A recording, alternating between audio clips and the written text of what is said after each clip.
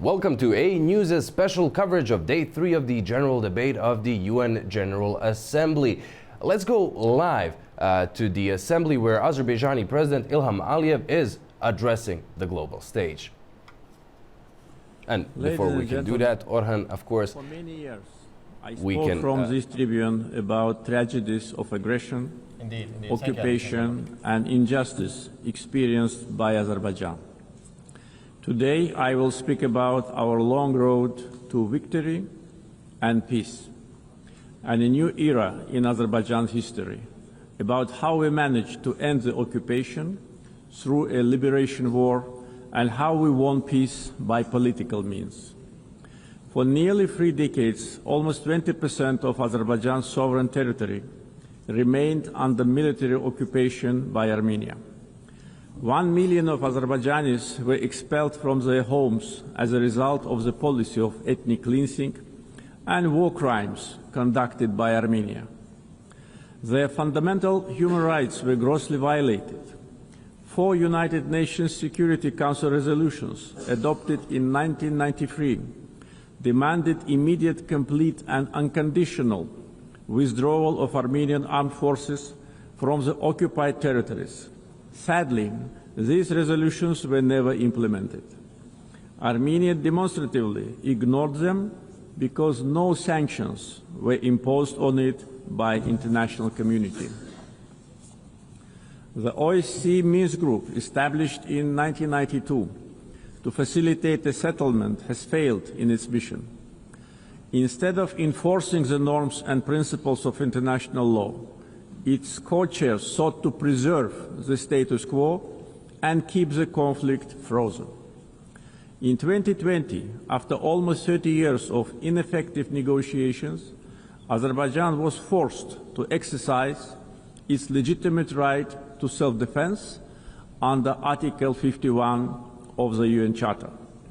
During the war, Armenia shelled our towns and cities with ballistic missiles and cluster munitions, killing more than 100 of innocent civilians. Azerbaijan, in its turn, conducted the war in strict compliance with international humanitarian law. We ensured protection of civilians and refrained from targeting non-military infrastructure. In a 44-day patriotic war, our armed forces liberated occupied territories and restored Azerbaijan's territorial integrity in accordance with international law and relevant UN Security Council resolutions. The 10 November 2020 marked the capitulation of Armenia and restoration of Azerbaijan's territorial integrity after nearly 30 years of occupation. Right after our victorious war, Azerbaijan declared its readiness to open a new page in relations with Armenia, based on mutual recognition of territorial integrity and sovereignty. We proposed 5 basic principles rooted in international law. We tabled the proposal for a peace treaty.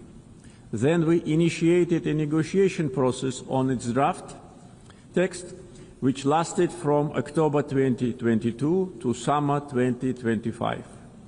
Despite several attempts to derail the process, the negotiations produced positive results as they were conducted on a strict bilateral basis, free from any kind of external interference. On August 8 this year, the foreign ministers of Azerbaijan and Armenia in Washington, in the White House, in presence of the leaders of the United States, Azerbaijan and Armenia, initialed the text of peace agreement. The same day, the President of Azerbaijan and the Prime Minister of Armenia signed the joint declaration. President of the United States, Donald Trump, also signed it as a witness. Moreover, Azerbaijan and Armenia jointly appealed for the closure of the OSCE Minsk Group and related structures as an obsolete mechanism no longer relevant to the peace process. Accordingly, on 1 September, the OSCE adopted a decision to permanently close these structures. Regional connectivity has been at the core of our vision for lasting peace. Another key outcome of the Washington summit is the Trump Route for International Peace and Prosperity, TRIP, which will ensure unimpeded access through the Zangezur corridor and foster regional connectivity. The recent Washington summit has also signaled a new phase in Azerbaijan-US relationship.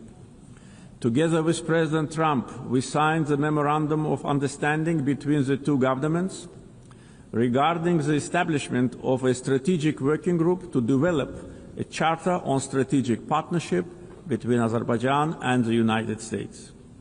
It opens new horizons for partnership in political, economic, energy, regional connectivity, defense, security, and other fields. The waiver by President Trump of the sanctions imposed on Azerbaijan in 1992 in the form of the Section 907 of the Freedom Support Act is a historic step as well. The permanent removal of Section 907 by the US Congress would eliminate a legacy of double standards and help strengthen trust and cooperation at a time when Azerbaijan is contributing to global security and stability. Overall, the agreements reached during my August visit to the United States carry historic significance. I want to express my gratitude to President Donald Trump for opening a new chapter in the US-Azerbaijan relationship, for his decision to elevate it to the strategic partnership level, and for his support to the peace process between Azerbaijan and Armenia. Right after the victory in the patriotic war of 2020, Azerbaijan started a large-scale reconstruction program in the liberated territories. During the time of occupation, Armenia leveled to the ground hundreds of Azerbaijani cities and villages, deliberately ruined 65 mosques. That was a policy of Armenia which was ruled by war criminals for almost 30 years. We are rebuilding villages and cities razed to the ground. Under the Great Return Program, already more than 50,000 people live, work, and study in the liberated territories. One of the gravest humanitarian challenges facing Azerbaijan in the post-conflict period is landmine contamination during the time of Armenian occupation. Since November 2020, more than 400 Azerbaijani civilians and military personnel were killed or seriously injured by landmine explosions. This massive contamination obstructs the safe return of displaced persons and delays reconstruction projects. Similarly, the tragic fate of nearly 4,000 Azerbaijanis who went missing during the Armenian aggression and occupation since the early 90s continue to require close attention and action. Ladies and gentlemen, coming to the global challenges we are facing, we believe that response must be inclusive, fair, and universal. Through its many initiatives, Azerbaijan has shown its clear commitment to advancing sustainable solutions. Azerbaijan is proud to have hosted COP29 last year, where we achieved important outcomes in advancing climate action, the green transition, and equitable access to financing. As a host of COP29, we guided negotiations towards ambitious and balanced outcomes, ensuring that all voices, particularly those of the developing world, were heard. The adoption of the new collective quantified goal at COP29, also known as Baku Finance Goal, is a historic milestone in global climate finance. This commitment brings previous $100 billion annual climate finance goal to at least $300 billion per year through 2035 from public sources in developed countries to developing countries. Azerbaijan also successfully finalized the long-awaited framework for carbon markets under Article 6 of the Paris Agreement, making the Paris Agreement fully operational 9 years after its adoption. Several key agreements were signed at COP29 to make the Loss and Damage Fund fully operational, providing critical support for vulnerable communities impacted by climate change. Being strongly committed to the green transition, we at the same time should not put unrealistic targets in front of us. The world cannot live without fossil fuels today and in the foreseeable future. Energy security is closely linked to peace, regional connectivity, and economic development. Azerbaijan continues to play a proactive role in advancing these objectives globally. Azerbaijan has established itself as a reliable and indispensable partner in providing energy security to many countries. We play a strategic role connecting the Caspian region with international markets through diversified oil and gas pipeline systems. As of today, we are supplying natural gas to 14 countries. This ranks Azerbaijan as a top country in the world in terms of number of countries it supplies with pipeline gas. This reflects our strategic role in enhancing energy security and diversifying supply routes across Europe and beyond. Moreover, Azerbaijan and Syria have recently strengthened their bilateral partnership, focusing on energy supply, infrastructure development, and post-conflict reconstruction. Since August this year, Azerbaijan started to supply Syria with natural gas via Turkey, significantly reducing its electricity shortages. Azerbaijan also attracts large investments in renewable energy sources, like solar, wind, and hydropower. Almost 40% of our energy will be generated by renewables by 2030. Connectivity projects like East-West and North-South corridors cross our country. We have witnessed almost 90% growth in cargo volumes through the Middle Corridor since 2022. The transit time along the corridor has been significantly reduced. The biggest trade fleet in the Caspian, Alat International Trade Port, with its annual capacity reaching 25 million tons in the near future. The Baku-Tbilisi-Kars Railroad, 9 international airports, the biggest air cargo company in the region, and many other factors have turned Azerbaijan into one of international transport hubs. There is a great potential for cooperation in digital connectivity. Azerbaijan leads the Digital Transformation Initiative through such ambitious projects as the Digital Seaway. This project includes plans for the advanced fiber optic cable network under the Caspian Sea, establishing Azerbaijan as a key regional digital hub. Azerbaijan achieved significant economic growth by focusing on diversifying its economy beyond oil and gas, developing the non-oil sector and improving the investment climate through reforms and transparency. Reducing poverty and unemployment to the historic low of 5% is another achievement of our country. Recently, 2 major international rating agencies, Moody's and Fitch, have increased Azerbaijan's ranking. Azerbaijan was provided with favorable investment-grade status, citing very strong external balance, low public debt, and substantial sovereign wealth assets as a key strengths. This underscores our economic resilience, strong fiscal discipline, and favorable investment climate. Our foreign debt is only 6.5% of GDP, which is one of the lowest in the world. Azerbaijan's foreign exchange reserves exceed its foreign debt almost 16 times. Back in 2022, at the summit of the Caspian littoral states, I raised the issue of environmental degradation of the Caspian Sea. Today's situation is much worse. Caspian Sea is shrinking rapidly. The main reason is not climate change. Joint efforts of littoral states are needed to stop ecological catastrophe with unpredictable consequences. Azerbaijan is also ready to cooperate closely with the UN to tackle this problem. Ladies and gentlemen, Azerbaijan is proud of its global humanitarian assistance efforts. We are providing aid to countries affected by natural disasters, conflicts, and public health emergencies.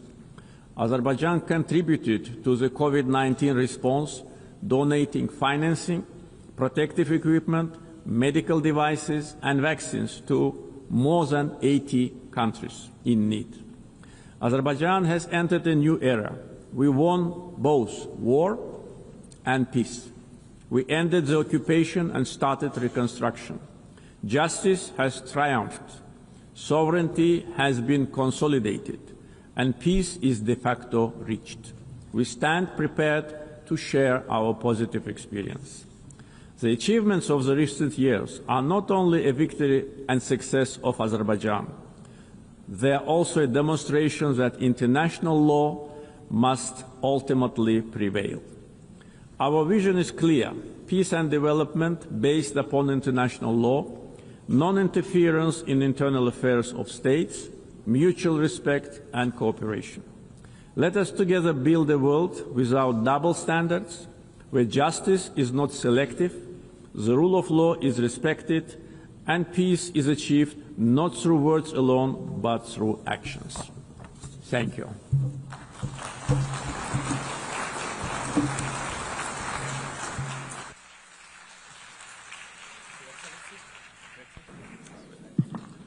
Well, hello again. And now, after the speech by Azerbaijani President Ilham Aliyev at the UN General Assembly, we can begin our special coverage.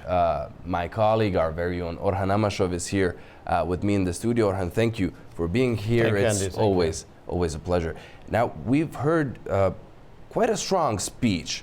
There was a brief overview of relations, the war, and the new phase.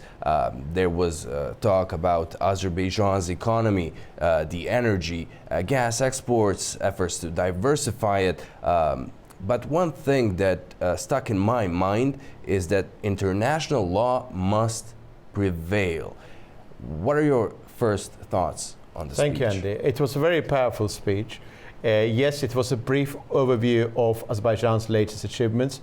As President Aliyev said, a road to victory with what happened over the past, with what happened before 2020, and also that brief journey from 2020 September to August 2025, which ultimately culminated in the signing of that joint declaration and initialing of the peace agreement, which is yet to be, of course, signed, and also fundamentally on the importance of making sure international law always prevails. Azerbaijan's example is a very interesting example. Today, at this UN General Assembly, key focus is, of course, the question of Palestine. International law regarding Palestine is very clear. There must be Palestinian state. This is a promise. This emanates from 1947 partition vote and also 1967 vote, 1993 Oslo Accords and so forth. But there's no real will to put it into practice because the circumstances on the ground are not really favoring the creation of the Palestinian state at this juncture. So the international law is there. What justice should be, our conception of that is there, but the will and the circumstances favoring the implementation of it are not there. In the case of Azerbaijan, it's quite a different story.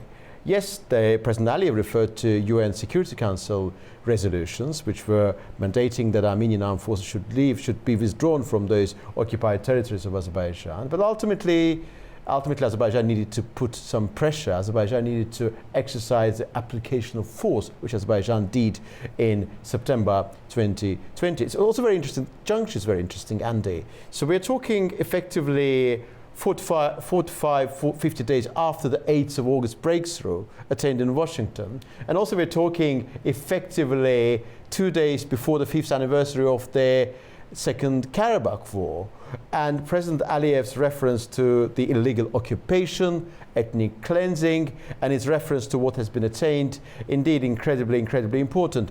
I think that what is very clear, this is a speech which is a post-8th of August speech. It entails all the key elements. It's about international law, but it's also about some other compartments which we'll be able to reflect on later, about COP, about Azerbaijan's energy credentials, and some other related matters involving global security order.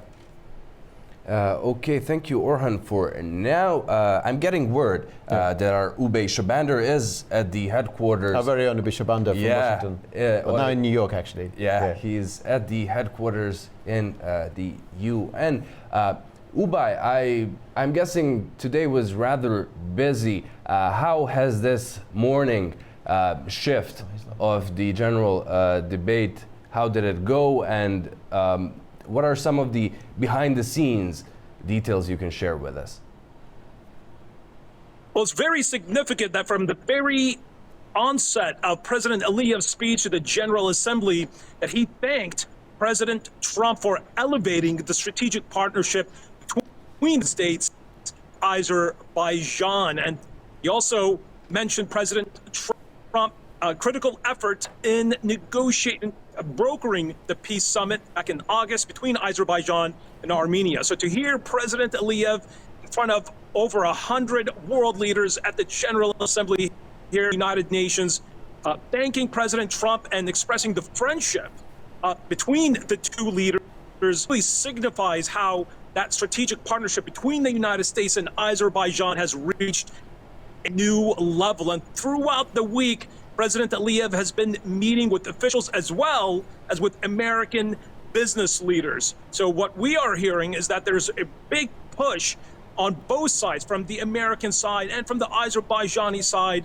to establish strong business ties, something that Azerbaijan has not had historically with the United States. But of course, just to remind our viewers, when President Aliyev went to the White House, met with Prime Minister Pashinyan, with President Trump, that both President and President Aliyev signed an agreement to elevate the partnership between the United States and Azerbaijan at the strategic level. And there will be a number of delegations in the coming weeks heading from Baku to Washington, D.C., to work out the technical details on the economic side on how those strategic ties between Baku and the United States can be developed. So no time being wasted here by the president of Azerbaijan in highlighting the importance of that relationship that he has established with President Trump and Azerbaijan and the United States. And we are also hearing that we can also expect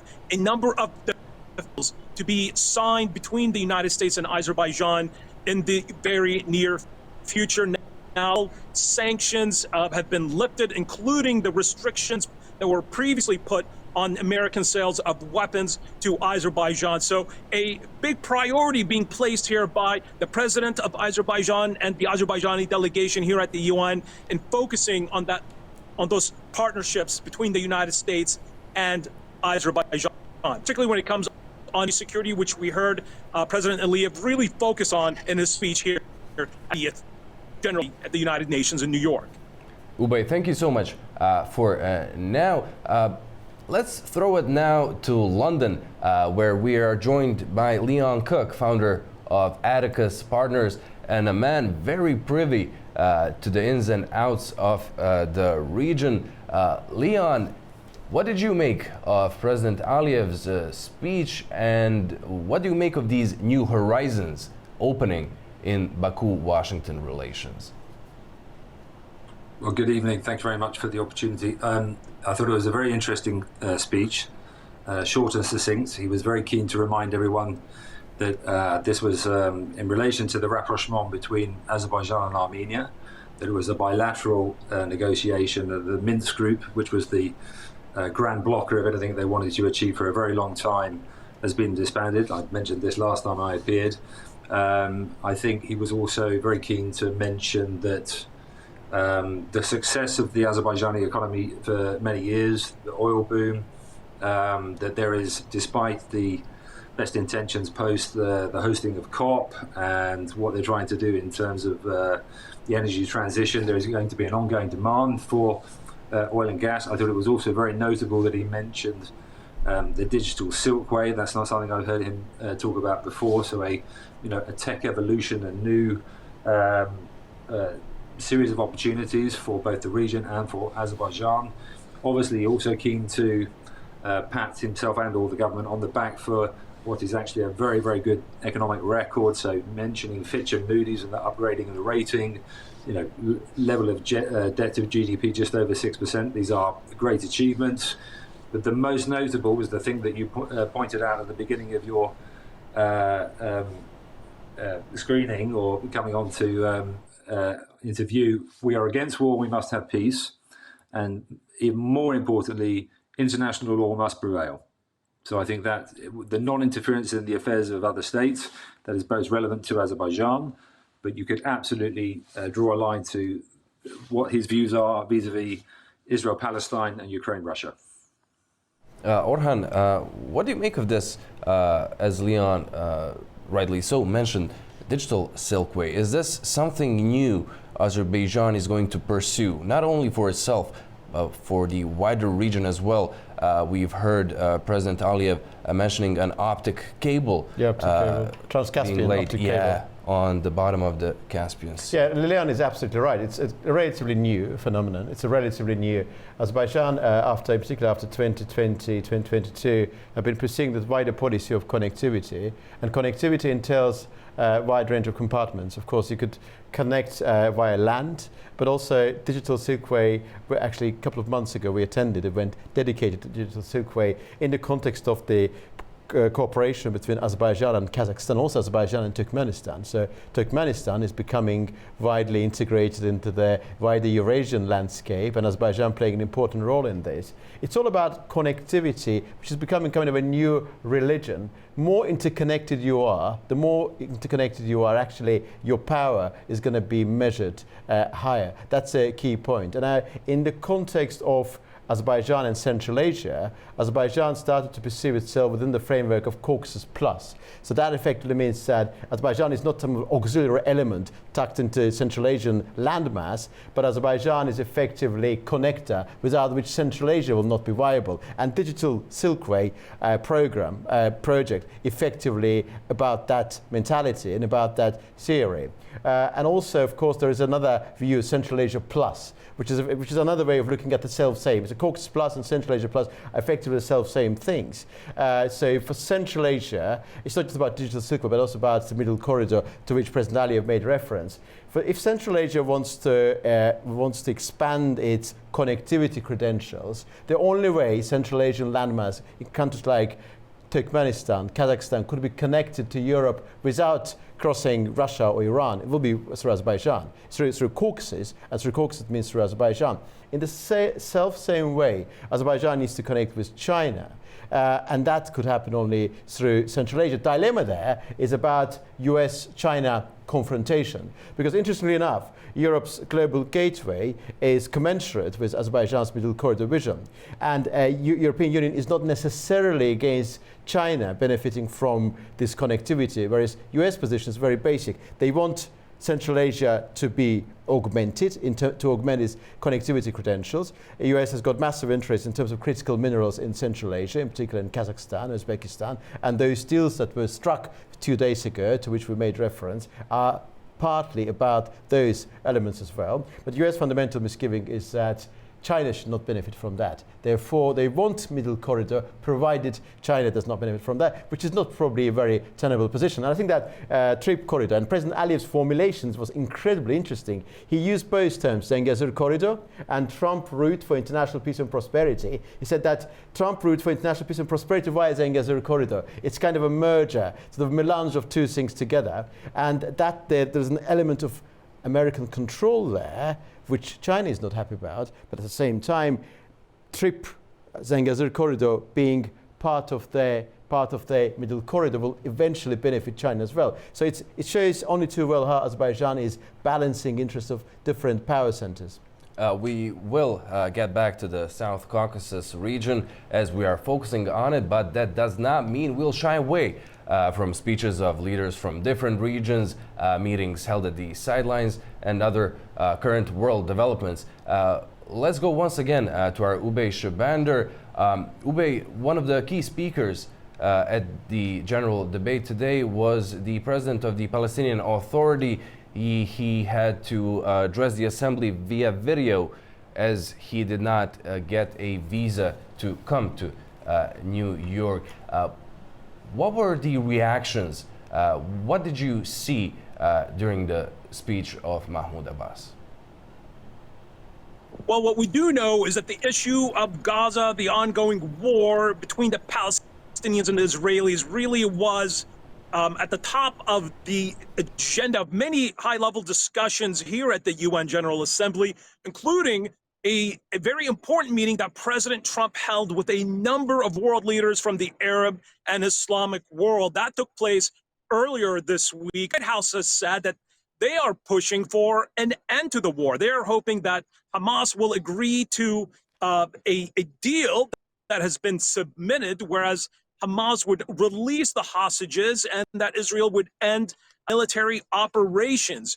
We do also know from some of the latest reports here in New York that President Trump had reportedly told the Arab and Muslim leaders from countries such as Qatar, the Kingdom of Saudi Arabia, Turkey as well, and the United Arab Emirates, that President Trump told them that he would oppose any attempts by the Israeli government to annex the Palestinian territories in the West Bank. So we do know that here in New York, as all these world leaders converge for the week, that the discussion of Gaza was high on top of the agenda. We did hear also from President Trump earlier this week that he did not want to be viewed as rewarding Hamas by any unilateral recognition of the Palestinian state, something that both President Trump and his administration officials and his ambassador to the United Nations have strenuously been opposed to. Well, thank you, Ubay, so much for now. Let's turn back to the South Caucasus. Orhan, I believe you may have a question for Leon back in Indeed, London. Leon. Indeed, Leon. Today is day one of the UK-Azerbaijan policy forum, and I would like to ask a question about UK's interest in the South Caucasus. I mean, there are a couple of elements that I would like to focus on. We know that to a certain extent, as part of the special relationship, UK and US still coordinating when it comes to different regions, and I imagine this applies to South Caucasus as well. So today is was day one of first UK-Azerbaijan policy forum, where one particular element was mentioned, that the perception of Azerbaijan has changed as of 8th of August 2025. The country before was associated with conflict, with war, with that intractable issue regarding Karabakh. Now everything has changed. And to what extent this is felt in the UK, and to what extent this will influence UK policies towards the wider region? Because we quite often say in Azerbaijan the European Union has failed to formulate a coherent vision entailing the entire Caucasus, Azerbaijan, Armenia, Georgia. Could we expect the emergence of a new comprehensive UK vision entailing all three countries? What is your feeling about this particular subject matter?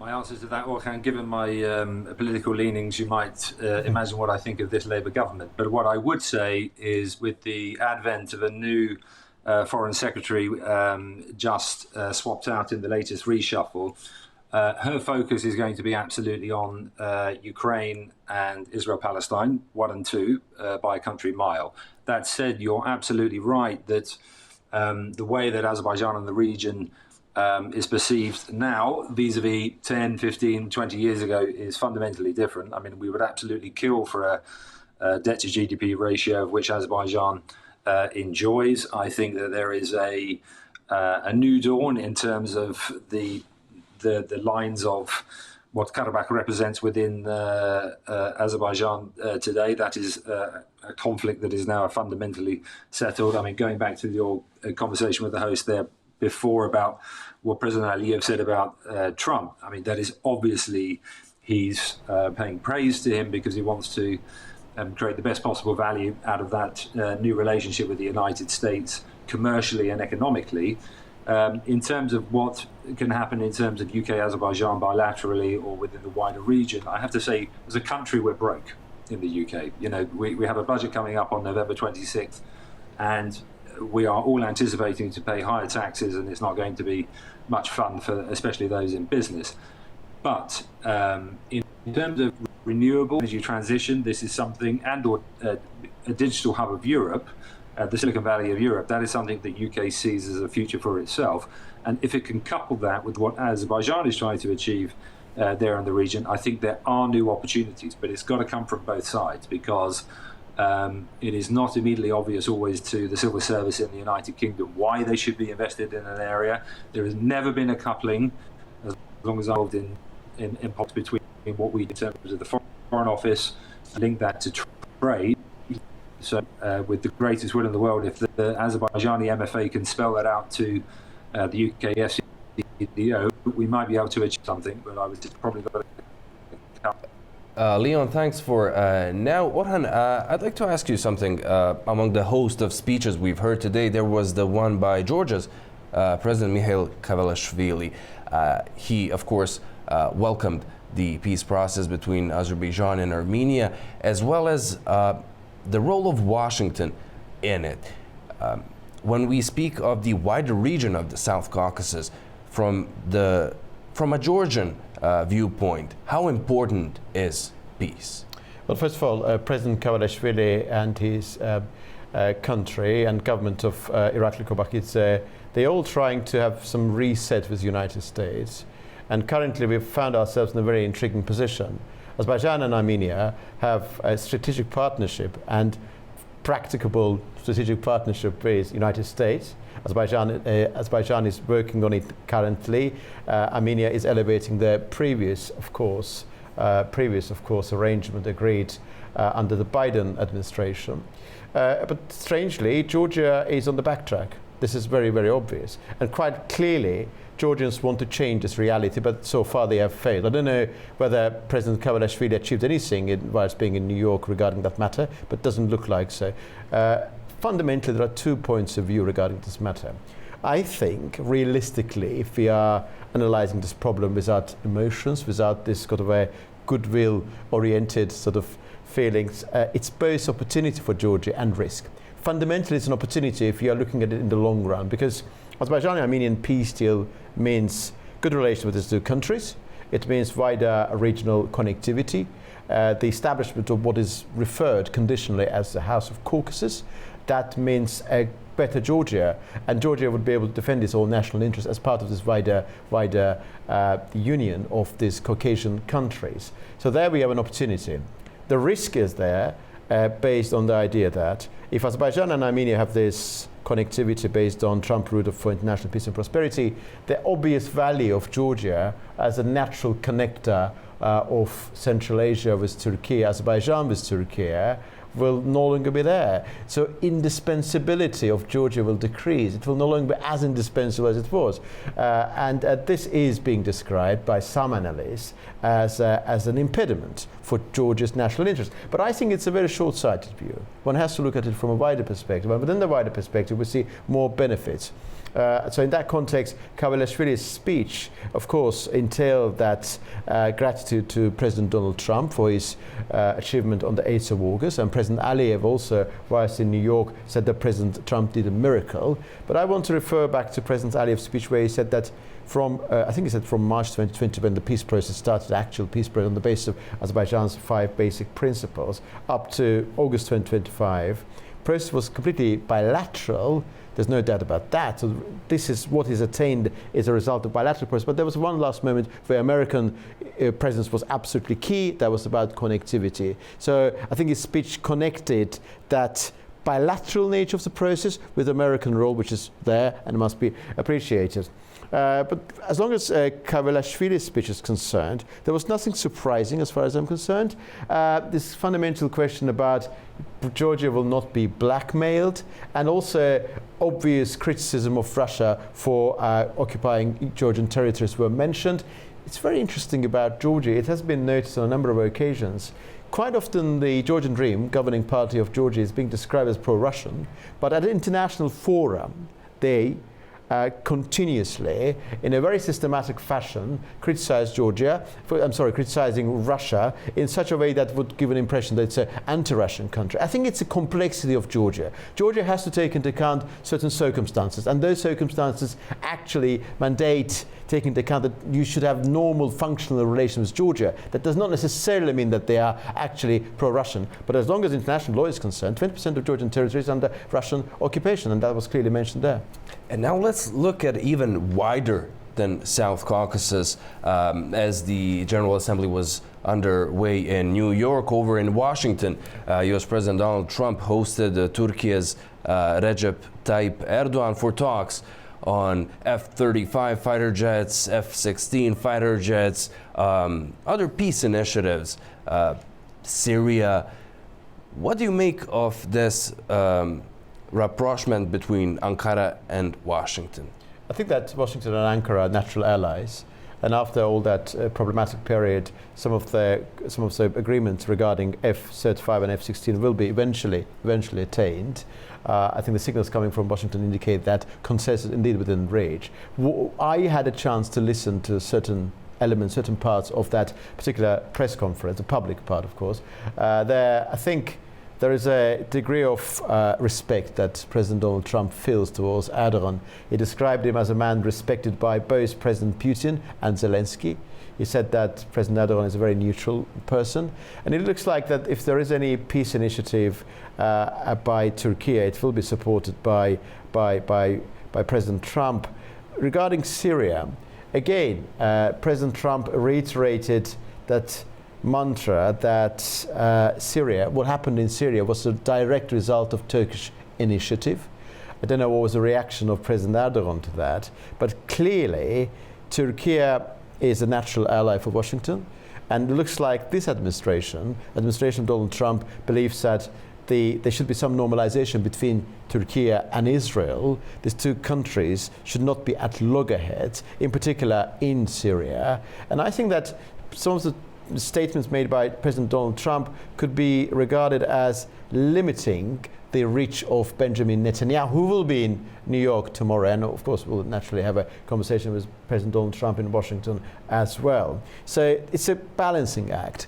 You may say that Israel is United States' first number one ally in the Middle East. Yes, it's indeed the case, but Turkey is too big and too vast to be ignored. Turkey must be reckoned with.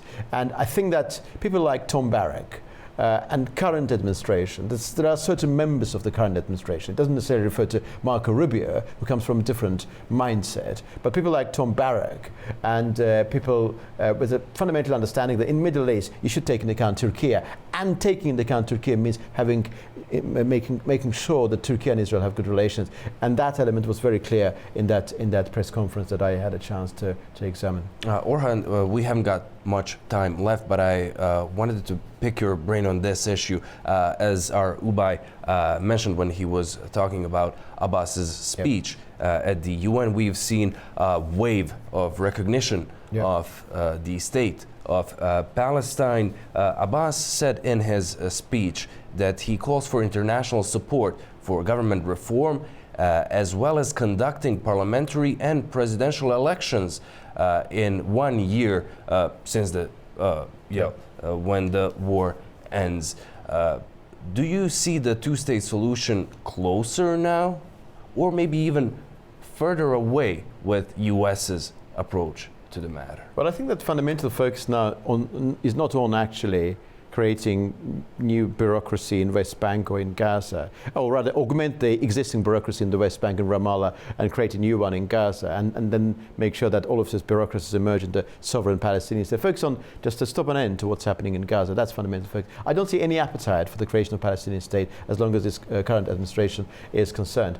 And naturally, of course, it will take some time, but let's be very clear. United States is not favoring this idea. Benjamin Netanyahu will be delivering a speech tomorrow at 5 o'clock Baku time. Focus now is to put an end to the human suffering in Gaza. It's not about really creating. This is symbolic, this is vital, this is important, but let's be very, very, very clear. What Israel is doing in the West Bank, all of those settlements and rhetoric coming from Benjamin Netanyahu indicates in the clearest possible way that creation of a Palestinian state entailing the West Bank in its full entirety, so 22% of the whole former Palestinian mandate, including Gaza and West Bank, is not at all likely at some point very soon. Orhan, thank you so much for your detailed analysis. Thank you very much. Excellent, I wish we could have extended always. this conversation, but time is everything. So do I. And thank you so much for watching. But stay tuned to AnewZ.